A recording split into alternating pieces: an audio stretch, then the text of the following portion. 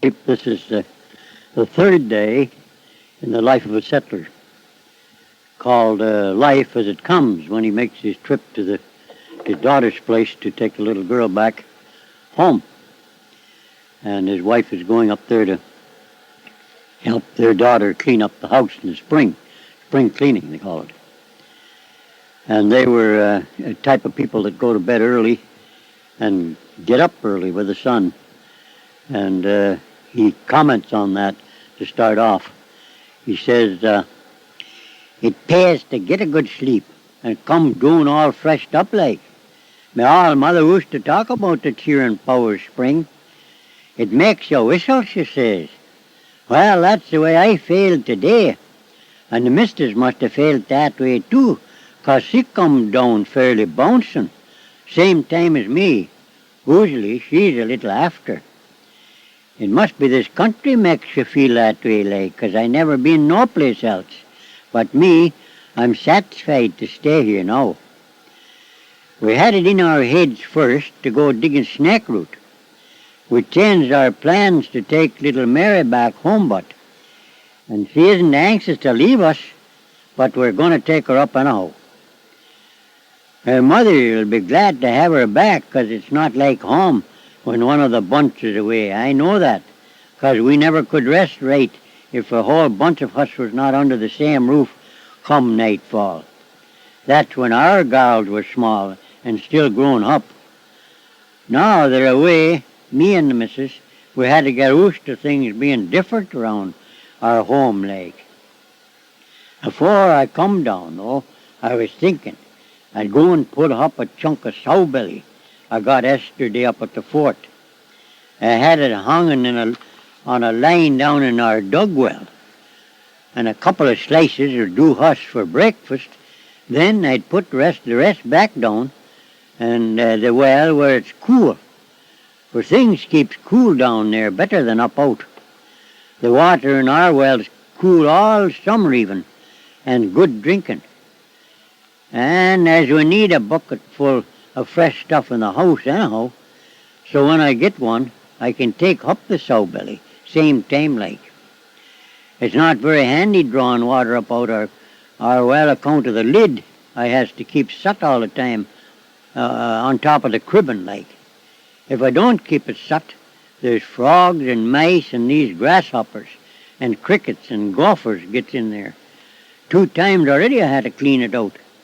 And I worked such a work I tried not to have to do it a bunch of times, unless I stir it up at the bottom and make it all mudded up. When I gets down stairs, I was telling the missus not to forget to remember to tell me not to forget my traps to take along with me. Sometimes I think about what I'm got to do, then at the last minute I find out I didn't do it, whatever it is. And by telling her is the surest way to get jogged on what I'd been thinking on before, like. And if he's going someplace and he wants to take something along, he always stacks it in the door first. Then everybody can trip over it. And that way, and on the way out, like. And the missus says, this is the surest way to remember before you can forget, like. It's all hustle and bustle for the next hour or so, and little Mary, she don't want to go home yet even. She says she's never been here long enough and wants to stay some more. If we don't take her home up now, but we'll get too busy and not can get time to drive her over after that. And taking one thing with another, like, on the average, like, the summer's short enough to get things done in. And by the time we gets around to doing all the things we has to do, it's not here anymore. And we could find ourselves sitting on top of a pile of jobs we couldn't finish up 'cause summer got too short. But if we keeps moving, nothing will catch up on us, and we'll be sitting pretty like at the bottom. Before that time comes, although, the missus, he promised Mary's mother he would help him cleaning up his house in the spring.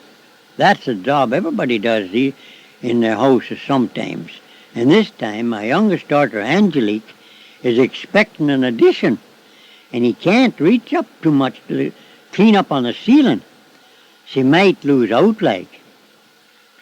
I just come up from feeding up at the barn, and little Nucicin is sitting at the bottom of the stair. She wants to know if she could take her dolly at home with her. And my boss says, sure you can. Both at the same time, mind you. And that fixed it. She felt better about going home now.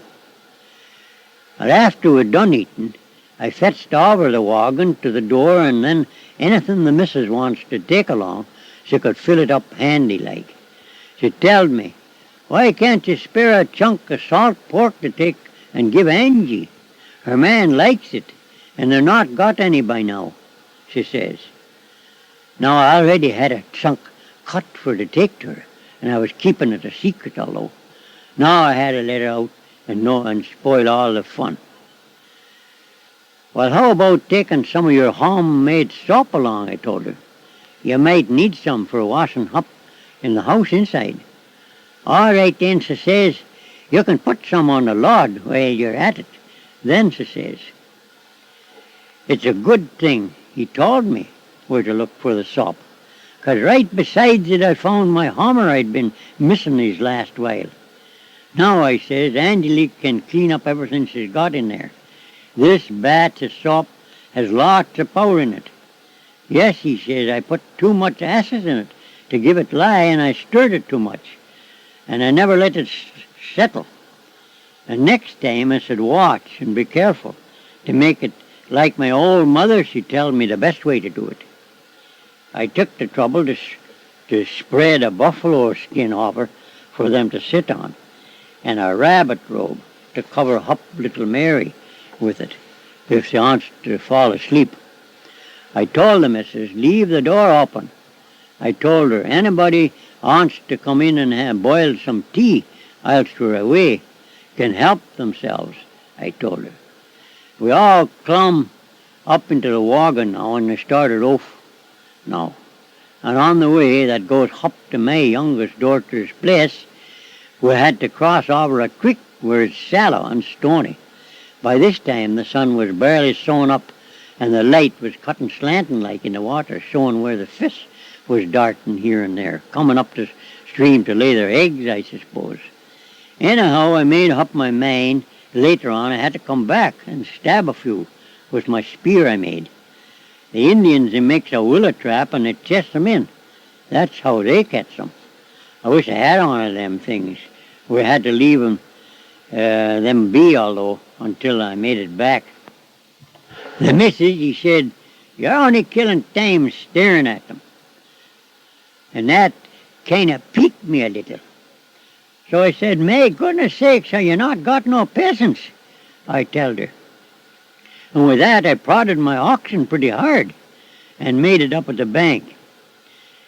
Now around two more bends, and here's their house fairly shining in the sunshine and looking like a snow house, it's so white. And our man come out to meet us, and Angelique, she standing in the door waving us. Well, I said, you've been cleaning up, I said, I see. Then he told me where he got the lime from. He says his neighbor over the rise to the north burned some lime in his kiln. He made it. And if I want to do my house, I can take along what he left over, he says. And it won't cost me nothing, he says.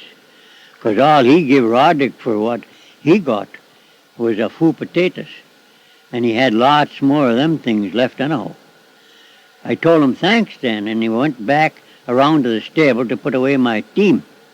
And we left the wagon sitting along the stove full of the missus' stuff.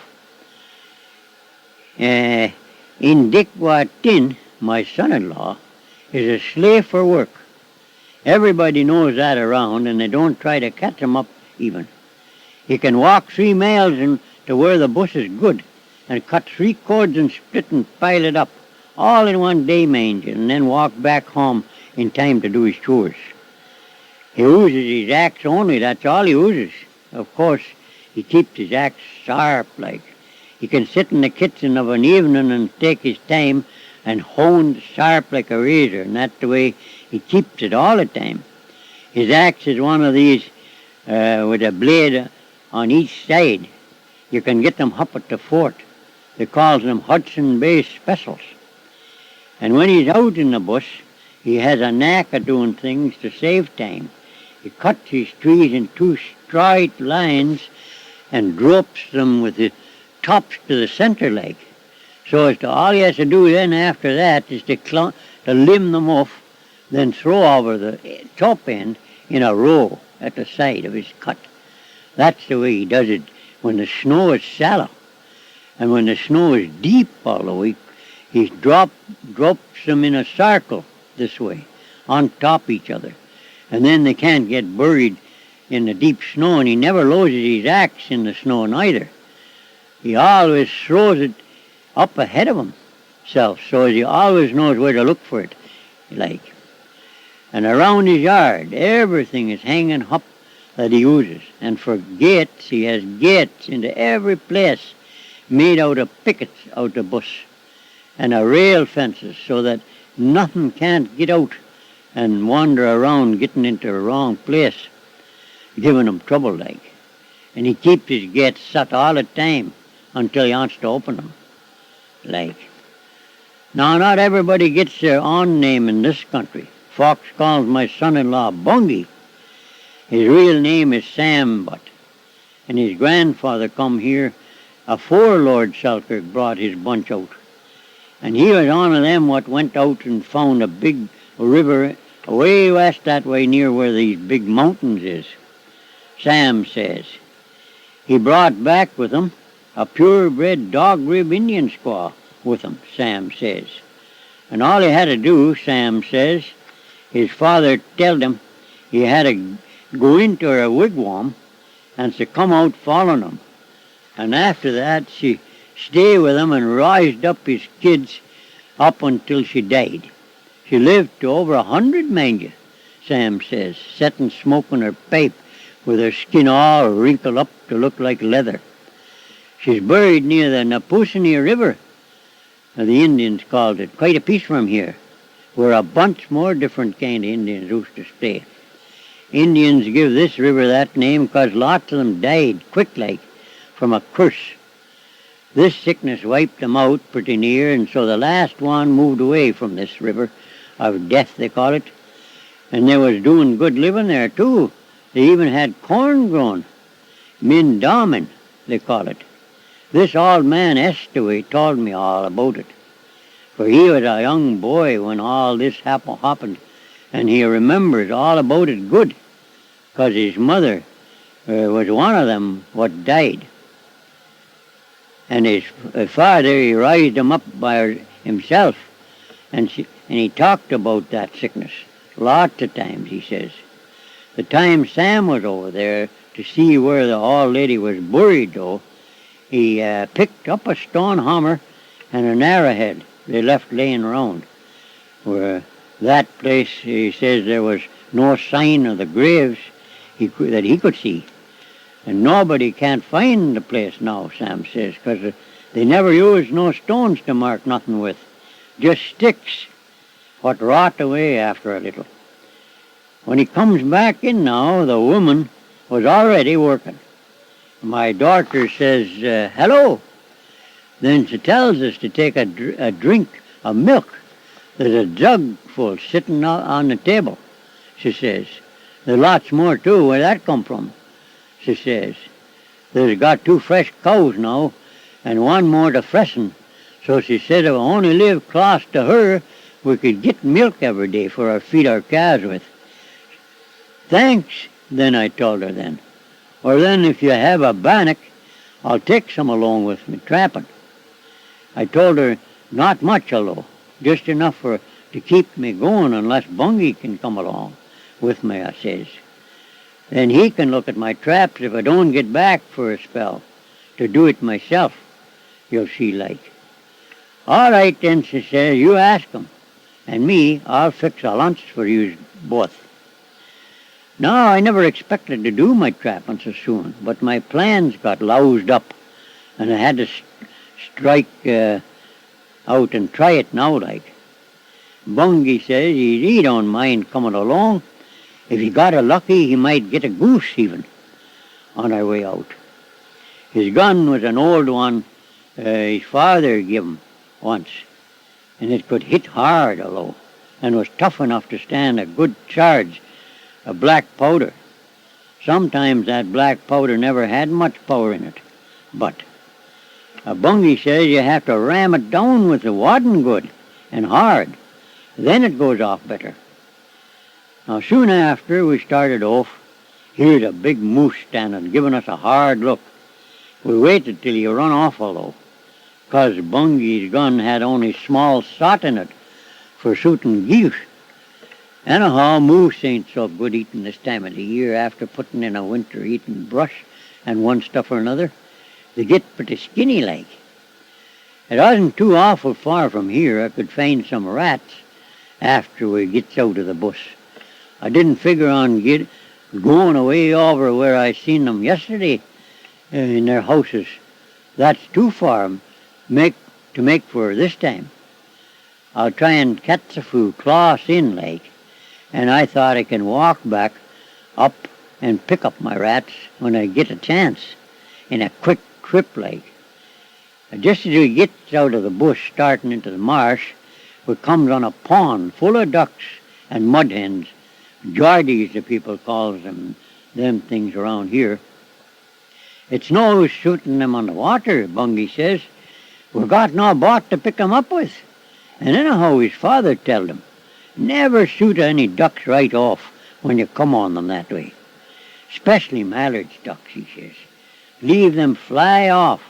Then while they're away, get into a hide and lay low. Don't move even, he says. They can see a plane from away up there. And after a while, one by one, they come flying back over the same place. And you can shoot them close like and drop them where it's easy to pick them up after some. Now, some people, they shoot them way up high and never hits nothing to kill him. Only wound the duck. So then he dives down and you never get him back. Bungee says he's right about that too. I remember my father saying about that. Anyway, Bungee says he wants to try for a goose. Never mind. So he's going to wait for a while. Now around through a lead and next to a bunch of flagweeds, I see a rat house. So I make for it. And dasn't go close, although, without trying first with my sharp stick. If the stick falls through easy like, you have to back up and try the other side, else you might fall through up to your neck in mud and gutter. They keep their house hollowed out inside their house where they come in like. And if you can find a place to step safe like, you can look around for a place where you can guess where they are going to sit. Then put a trap on there.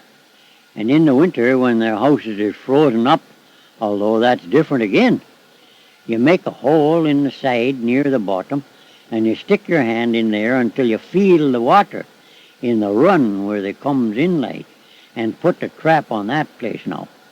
And be careful, nothing drops down on your trap and catch your thumb on you. I done that once, and I had a time getting loused from there. I was thinking I would have to stay there till somebody come along.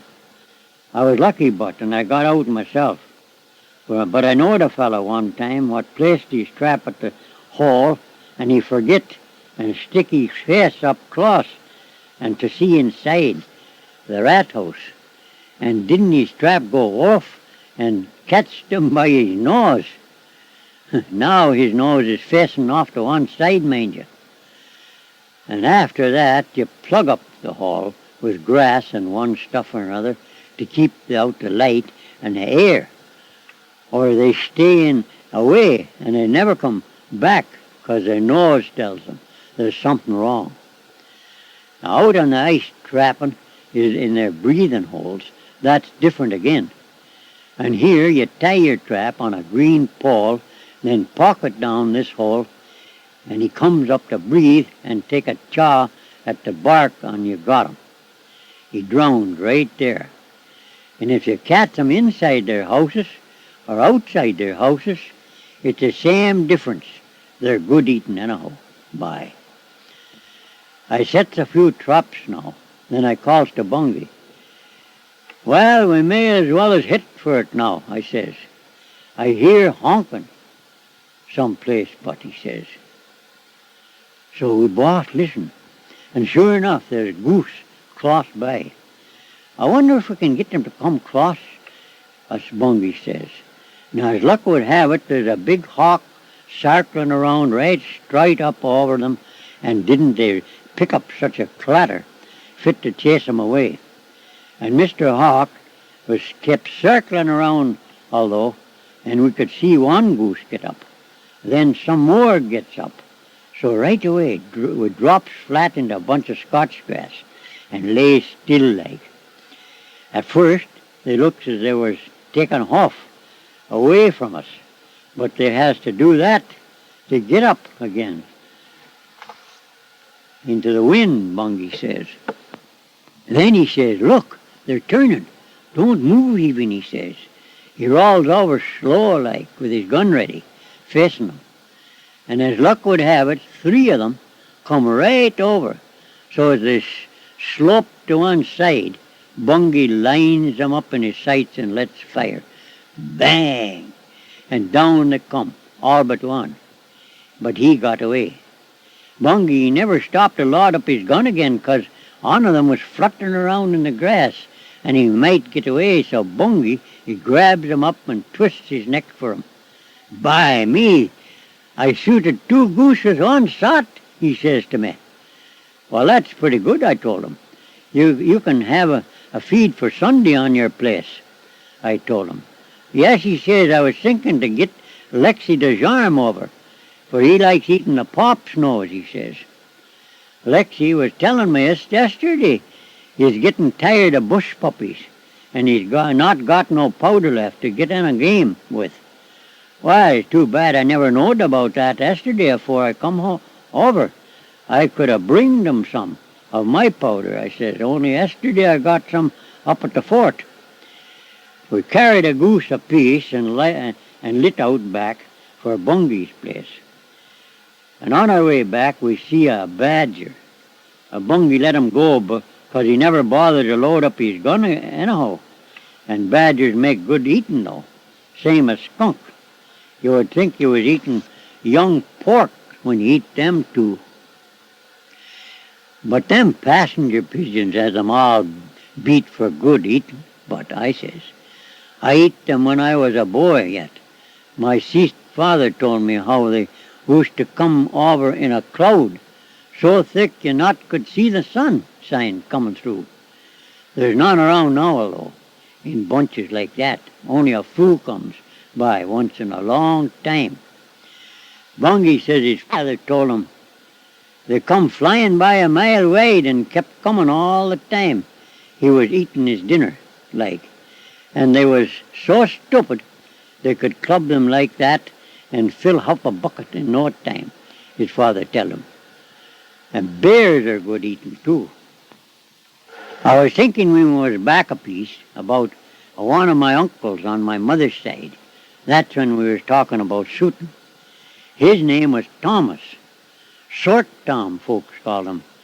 Well, he was out in the creek in a small little canoe one day, thinking to have a shoot. There was this neighbor of his along with him.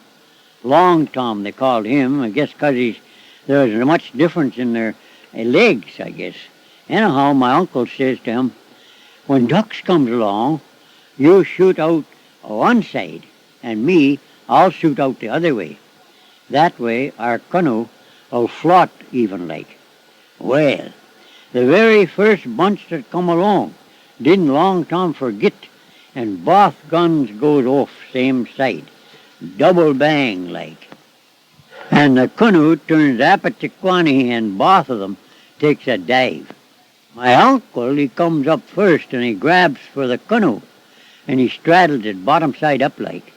And Long Tom, he comes up praying to the Lord. Oh, Lord, save me, he says. And my uncle says, well, that can't help you now, but anyhow, never mind the Lord, grab for the willis. and that's the way he never got grounded. And they both had to go home soaking wet. And besides that, my uncle losed his best gun, one he got in a present from his father. Now, when we were still coming along, we seen a fox. But Bungee's gun was still empty, so he let him go too. Late in the spring like this, his hair's all dropping off.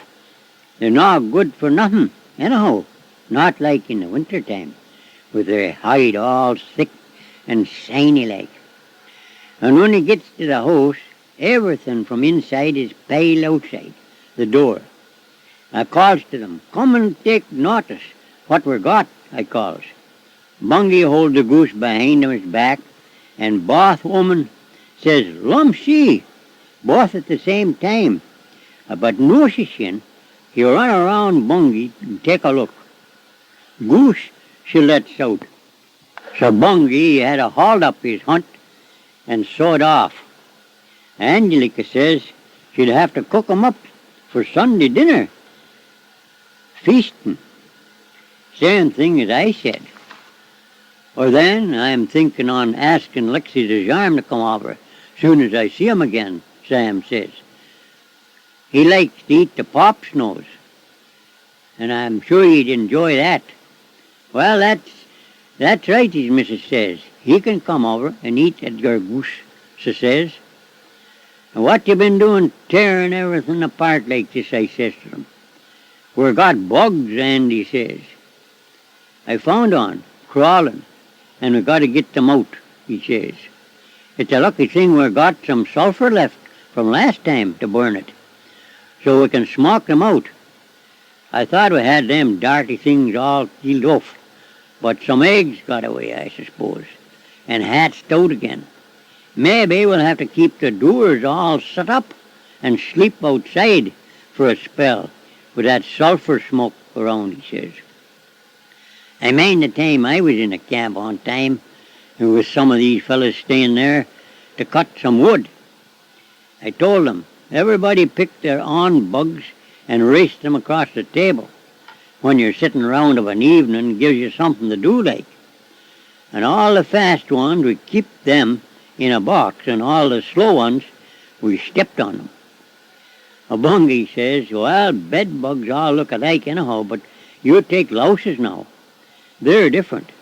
You can find lots of kinds of them, all colors and sizes, mind you. Everybody knows the kind they're got in their hair.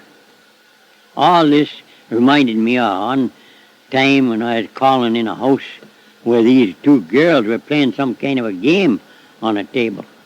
And one of them called one of them Finya, I do believe. And the other I never heard called at all like. Anyhow, while I was waiting, there's this louse comes crawling across the table towards this Finya. She takes one look at it, close up like, and then she takes her finger and knocks the louse over to the other girl. And she says, that's not me, my louse. That's you, your louse. I come out of there busting for laughing after them. And the missus, he heard me telling this, and she said, we don't to be taking none of them bugs home with us. She smoked our house out already, she says. Other people can keep their own bugs, she says. Well, are you ready to be going home now then, I told her. You can pack up the wagon while I get the oxen out. We were out a bite to eat first. Don't be in such a hurry, she says. It's only once in a while I can see yez. And anyhow, Mama's showing me how to cut out my dress first, and she's not finished up yet. You two men can pluck feathers off of that geese and save meat time for me to do it, she says. Keep the feathers separate, although. You can use the rogan by the door for the small stuff and use the basket for the long ones. And in the winter I can strip the long ones off to make a tick. Well, Bungee says, we're going to have to work for our lunch after all. I thought we could take a rest and talk for a spell Well, we may as well as get it done, I told him. I have to be getting off back anyhow, I told him. Tomorrow is when I take my turn to do my statute labor. Everybody has to take a turn doing work on the roads and ditches. And tomorrow's my turn. You'll have your turn coming up yet, my boy, I told him. Every year, and the men living about has to do their 3 days' work with a shovel and a pick. Or unless you have horses or oxen, you can work 1 day with them, pulling a scraper like.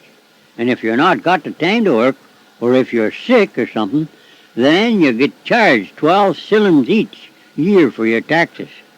And for your share, like, they hand you this paper, what says right on it when you got to go and work. I got mine yesterday when I visited up the fort, and I clear forget about it till it's now.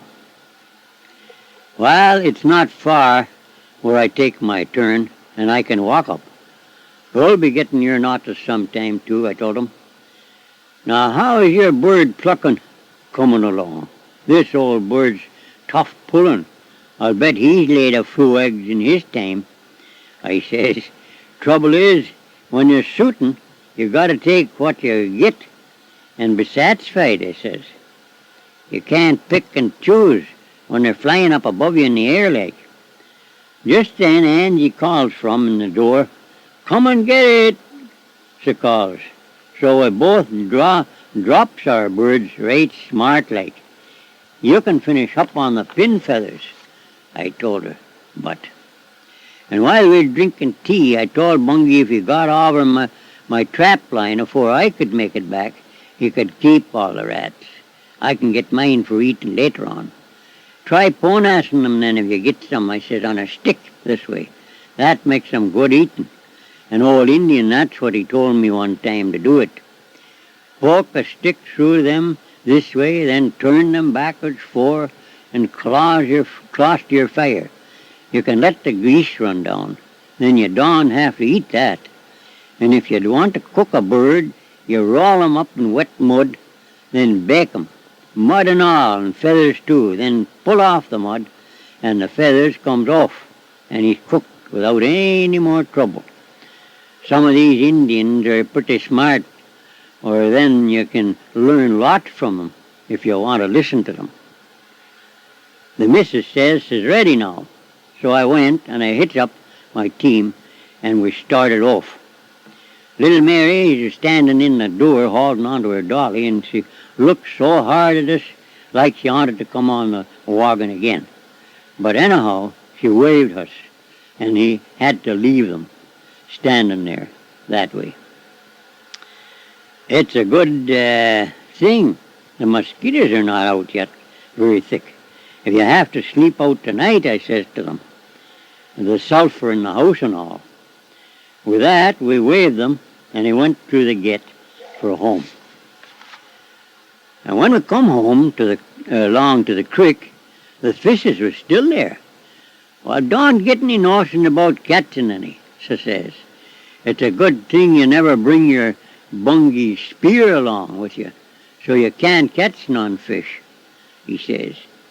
They make good eating, and you like them, same as me, I says. Well, come back some other day and catch them then, she says. Just now, I'm got to get back and do my own work up. If you want to poke along like this, you can do some of my jobs in the house, she says. It's getting dark already, and I got to wash up the churn by the well, ready for making butter tomorrow, and bring in my wash off the line. With that, I gives my oxen a poke while I was thinking how to get out and working in the house. So I told her about going to dig in the ditches tomorrow to pay my taxes. So she says, well, you finish up your jobs, and me, I'll do my own, never mind. You'd better rise up early, but I don't have no time to do any outside chores in the morning this time.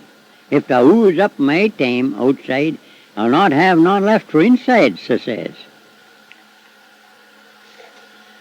My animals give me no trouble And my chores, they went off smooth like. Sometimes an ornery beastie will bust down a gate or something, and I have to patch it up at the last minute. And this time, although I never had no last-minute jobs to do, and lucky for me, I had my shovel at sharp, ready for digging. All I had to do now was to sit around for a spell sock-footed and watch the missus doing her ironing till it come time for us to say goodbye to this day and hope for another fine day tomorrow.